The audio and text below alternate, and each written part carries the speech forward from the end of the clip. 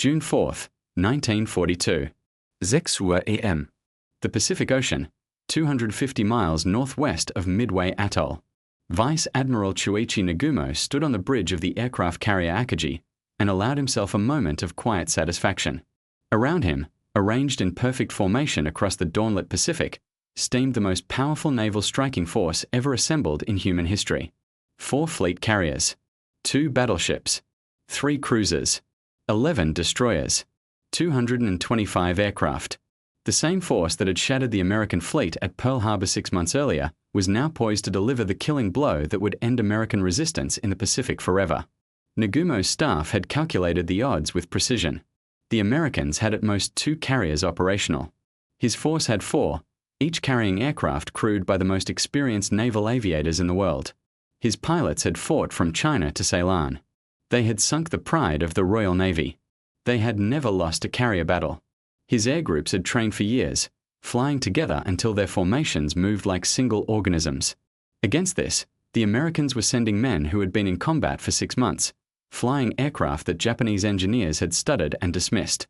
Admiral Isoroku Yamamoto, architect of the entire operation, had been even more confident. This battle, he had told his staff, would force the Americans to either fight with what remained of their fleet or accept Japanese dominance of the Pacific. Either outcome served Japan's purposes. If the Americans fought, they would be destroyed. If they retreated, they would lose the will to continue the war. What neither Nagumo nor Yamamoto could have known as that June dawn broke over the Pacific was that their entire battle plan, every detail, every timing, every ship name, every code designation, was already sitting in a folder on the desk of Commander Joseph Rochefort at Station HYPO in Pearl Harbor. America had broken the Japanese naval code. And what the Japanese were sailing into was not an ambush waiting to happen. It was a trap so perfectly set that the most powerful naval force in the Pacific was about to be destroyed by men they had never taken seriously, flying aircraft they had dismissed as inferior, executing a plan that had been designed specifically around the assumption that Japan would do exactly what it was doing. The story of Midway is the story of how American intelligence, American courage, and 6 minutes of combat that nobody on either side fully understood while it was happening combined to sink for Japanese fleet carriers and permanently end Japan's ability to wage offensive naval warfare. It is the story of how dive bomber pilots flying obsolete aircraft from a carrier that Japanese intelligence believed was sunk executed the most consequential attack in naval history. And it is the story of how a nation that Japan had written off as too soft, too divided, and too demoralized to fight back reached into itself and found something that no Japanese war planner had ever accounted for. The road to Midway began at Pearl Harbor, on a Sunday morning 6 months earlier when the same Nagumo who now steamed confidently toward his destiny had delivered a blow that was supposed to shatter American will. It had not shattered it. It had crystallized it. The Japanese had made a critical miscalculation at Pearl Harbor. They had sunk battleships. They had not sunk aircraft carriers, because the carriers had been at sea that morning. They had destroyed aircraft. They had not destroyed the infrastructure, the fuel tanks, the repair facilities, the submarine base, that made Pearl Harbor the operating hub of American Pacific power. Most importantly, they had not destroyed the men, the admirals, the pilots, the mechanics, the intelligence officers, who would spend the next 6 months preparing for exactly this moment. Commander Rochefort's team at Station HYPO had been working since December to crack Japan's operational naval code, designated JN-25. By May 1942, they had achieved partial success, able to read enough traffic to understand the broad outlines of Japanese planning without always catching every specific detail. What they read in late April and early May 1942 was deeply alarming. Japan was planning a massive operation involving a target designated AF. The target appeared to be somewhere in the Central Pacific, somewhere that would force the American fleet to fight or concede the entire ocean. The question was where AF was. Rochefort believed it was Midway Atoll, a tiny American base 1,300 miles northwest of Hawaii. His superiors in Washington were not convinced. Some believed the target was the American West Coast. Others thought it might be Alaska. The debate was not academic. If Washington was right, the Pacific Fleet needed to be positioned to defend the coast. If Rochefort was right, the fleet needed to be at Midway. Rochefort devised one of the most elegant intelligence operations of the war.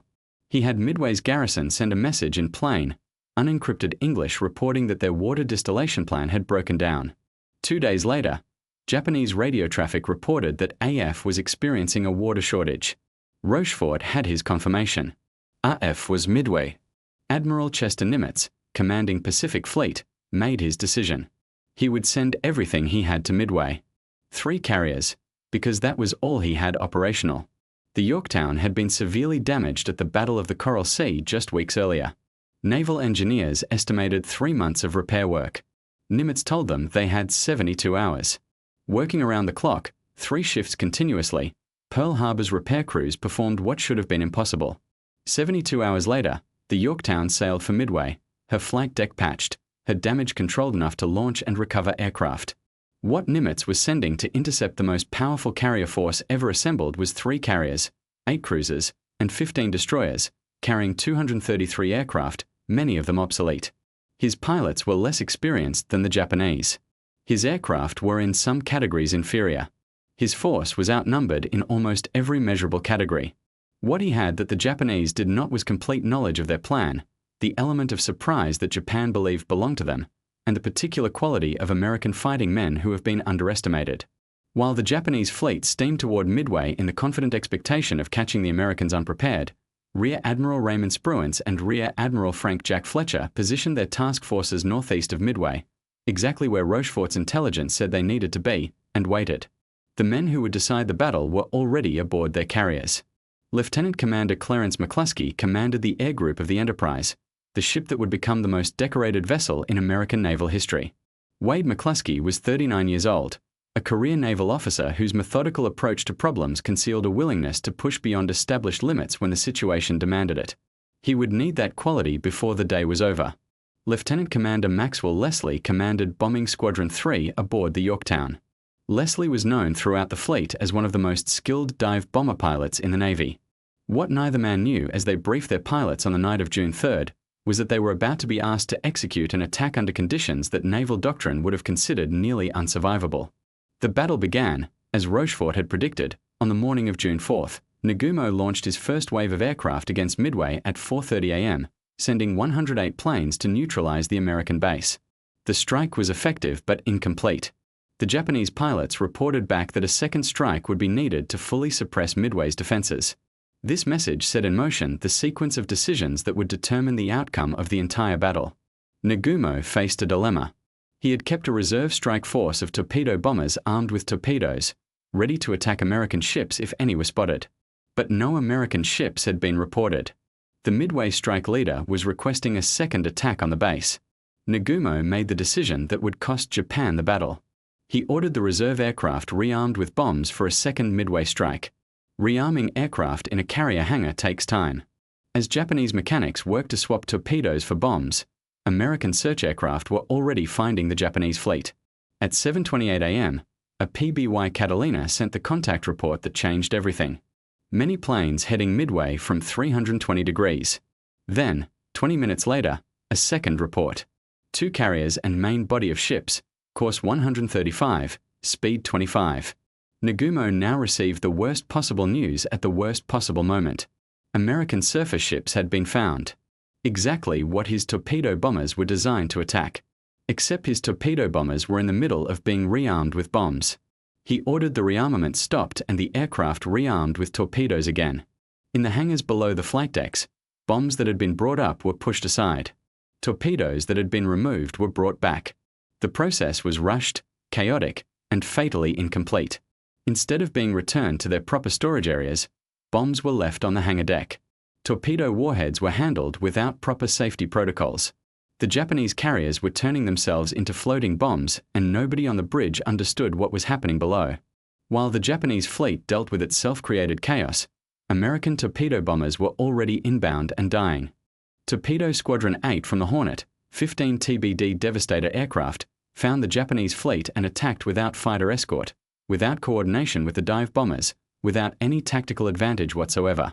The Devastator was the oldest aircraft in the American inventory, so slow and unmaneuverable that experienced pilots called it a death trap. Against the Zero fighters defending the Japanese fleet, it had essentially no chance. All 15 aircraft of Torpedo 8 were shot down. All 15.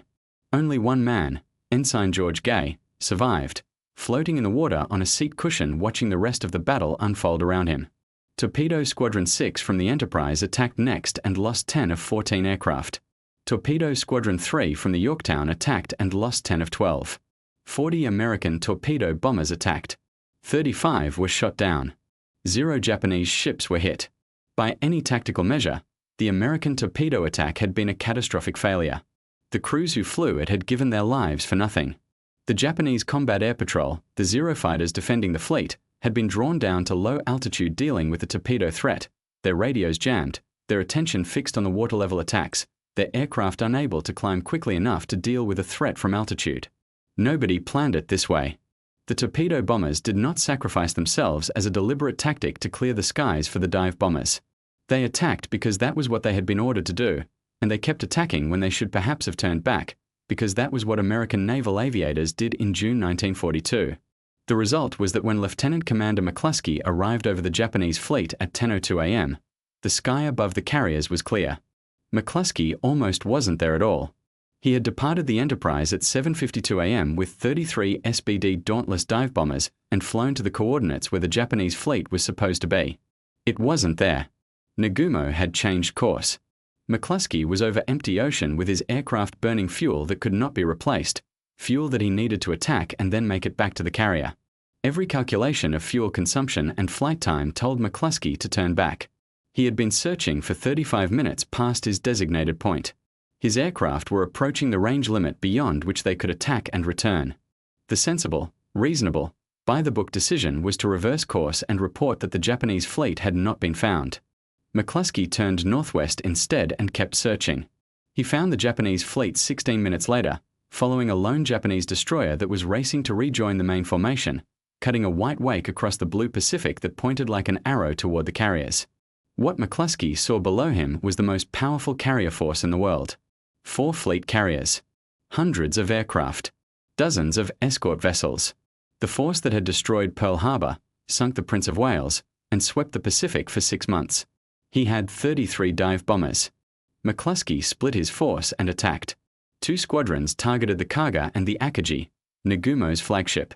Simultaneously, Lieutenant Commander Leslie's Bombing 3 from the Yorktown was arriving to attack the Soryu. What happened in the next 6 minutes rewrote naval history. The Dauntless dive bomber was not a sophisticated aircraft. It was designed around a single principle: put the pilot in a near-vertical dive at high altitude, aim the aircraft at the target, release the bomb at low altitude, and pull out. Against a maneuvering warship defended by fighters and anti-aircraft fire, the chances of scoring a hit were theoretically small. Against carriers that were in the middle of rearming and refueling aircraft, carriers whose hangar decks were covered with loose bombs and aviation fuel, the results were catastrophic. The Akagi was hit by 2 bombs. One struck the flight deck amidships.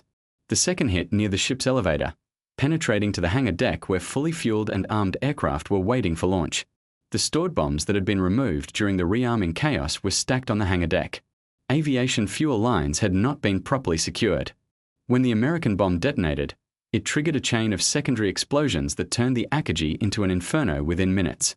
The flagship of the Japanese Navy, the ship that had launched the attack on Pearl Harbor, was dying. The Kaga was hit by 4 bombs.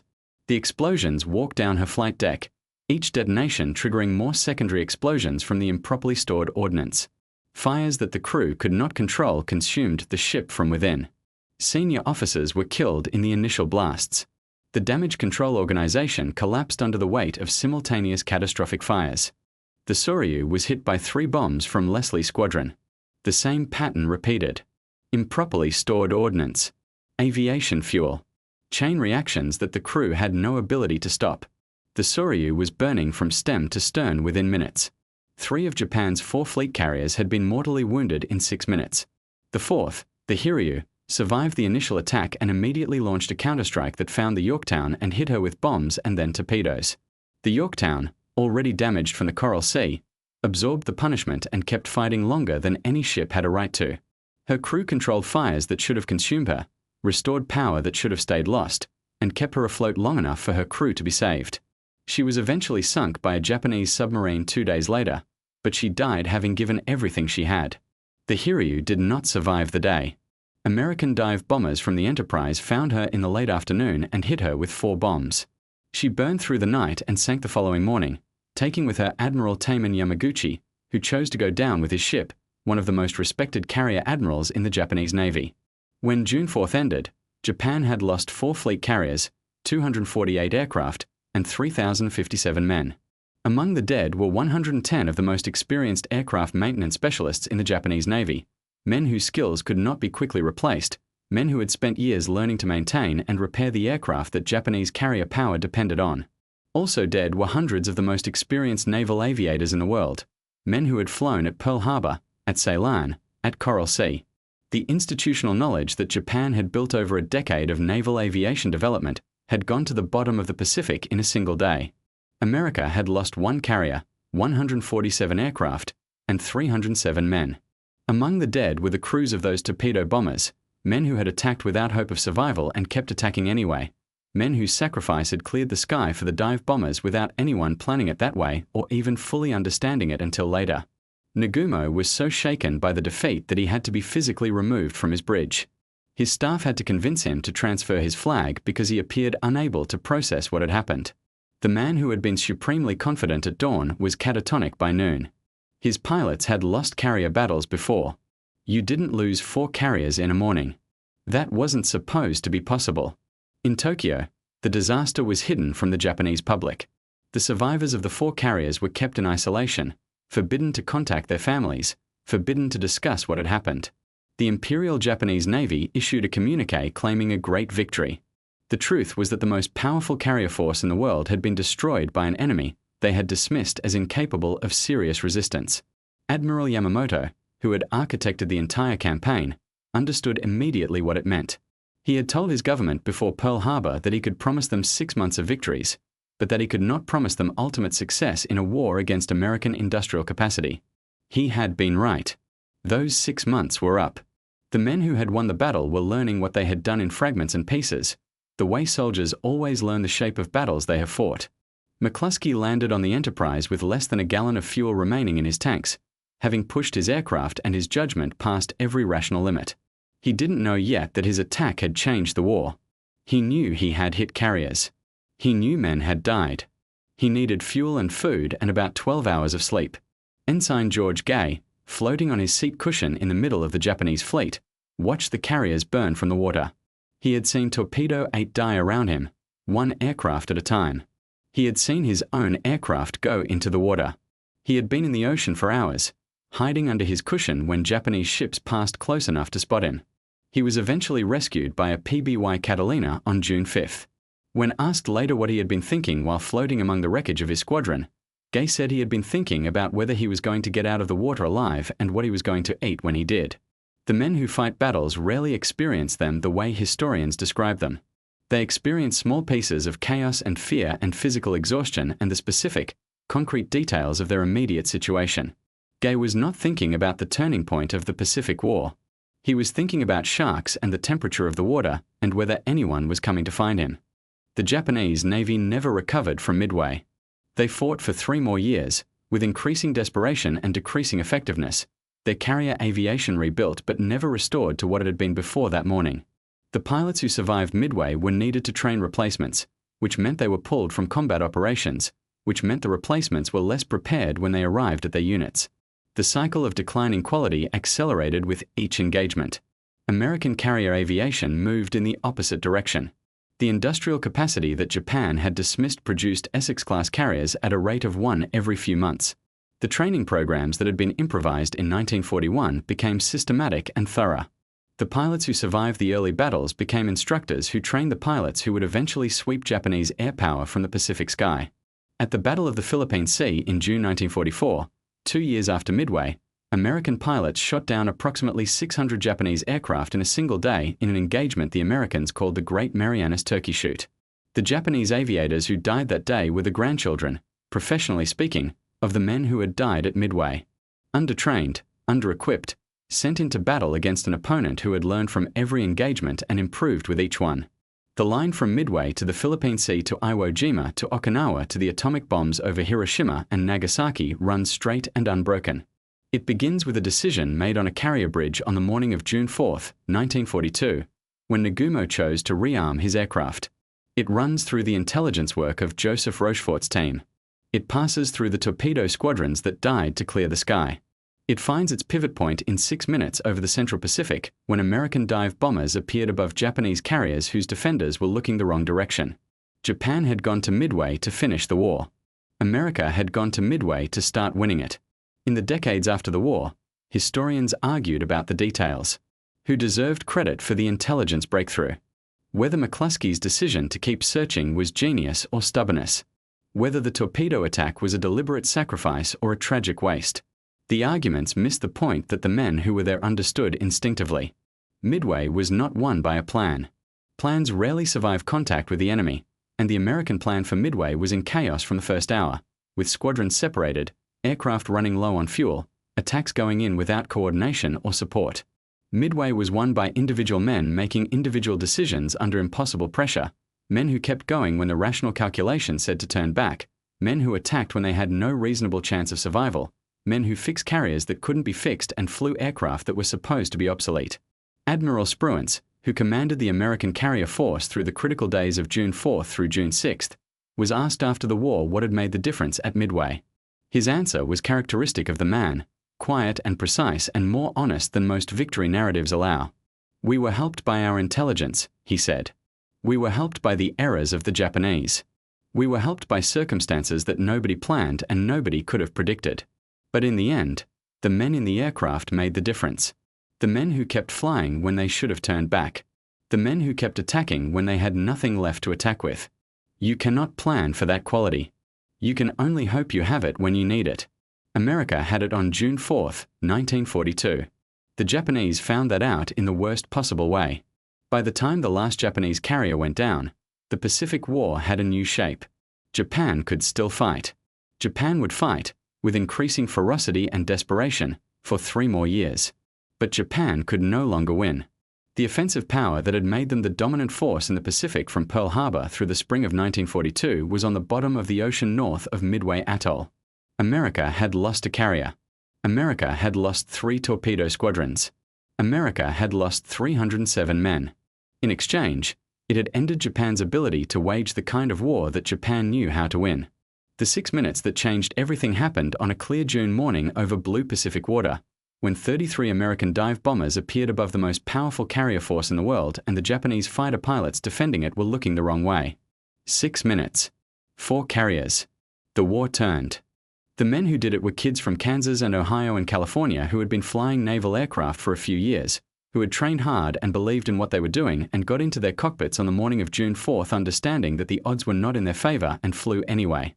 That's what American fighting men do. They flew anyway.